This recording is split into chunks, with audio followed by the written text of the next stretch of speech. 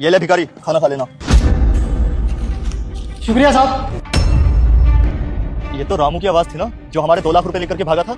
नहीं नहीं दामाद जी, रामू कहाँ से आएगा यहाँ पे? चला गया वो पैसे लेके, भाग गया। बताया तो था मैंने आपको। मम्मी जी आप कैसी बातें कर रही हो? उसने हमारे पास 2 साल काम किया है, मैं उसकी आवाज नहीं भूल सकता। ये पक्का रामू ही है। शोएब मम्मी बिल्कुल सही कह रही है, वो यहाँ कैसे हो सकता है? वो चोर है, चोरी करके भागा है, गाँव चला गया होगा अपने। हो नहीं सकता ऐसा। मैंने बोला था ना ये रामू ही है, लेकिन ये 2 लाख रुपए चोरी करके यहाँ मंदिर के बाहर क्या कर रहा है? मुझे मास्क दो, मैं उससे बात करके आता हूँ। क्या करोगे?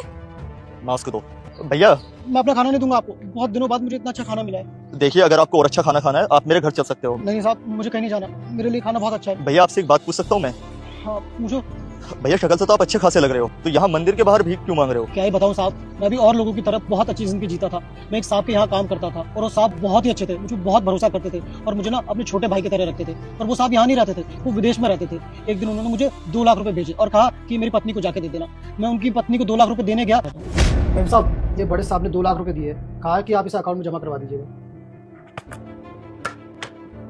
तुझे पैसे दिए हैं या फिर तूने चोरी की है? सच बता।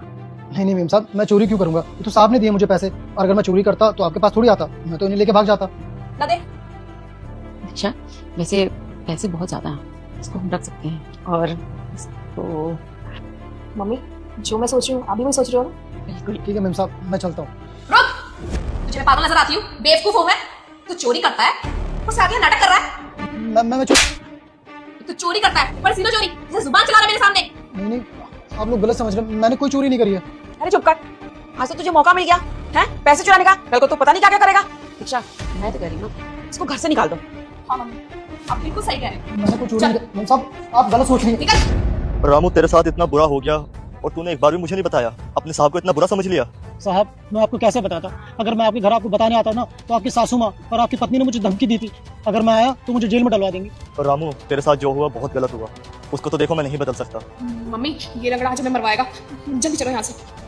लेकिन तू मुझे अपने भाई जैसा मानता है ना, तो मुझ पर विश्वास रख, इसका ना मैं बदला बहुत अच्छे से लूंगा। तू मेरे साथ मेरे घर चल, इन दोनों को तो मैं बहुत अच्छे सबक सिखाऊंगा। तू चल मेरे साथ। ये दोनों कहाँ गए? डर के मारे भाग गई होंगी ना, ताकि इन लोगों की सच्चाई मेरे सामने ना आ जाए। तू मेरे साथ घर चल, इन सबको तो वहीं सबक सिखाऊंगा। ये रामू कहाँ से मिल गया इनको? शोएब को सब पता चल जाएगा, वो जिंदा नहीं छोड़ेगी आज। मम्मी शोएब आ रहे हैं। मम्मी जी, दीक्षा पहचाना इसको कौन है? अरे रामू तू कहाँ चला गया था? मैं तुझे कहाँ ढूंढा, कितने कॉल किए मैंने तुझे। वाह कमाल की एक्टिंग कर लेते हो तुम लोग। अरे आप लोगों को तो मुंबई में होने चाहिए, फिल्मों में। अरे शर्म आनी चाहिए आप लोगों को। चंद पैसों की वजह से आप लोगों ने किसी गरीब की जिंदगी बर्बाद कर दी। इसके ऊपर तुमने चोरी का इल्जाम लगा करके धक्के मार के घर से बाहर निकाल दिया। धक्का देने की वजह से इसका पैर तक भी टूट गया, किसी ने इसको नौकरी तक भी नहीं रखा। देख रामू तेरे साथ जो हुआ बहुत गलत हुआ।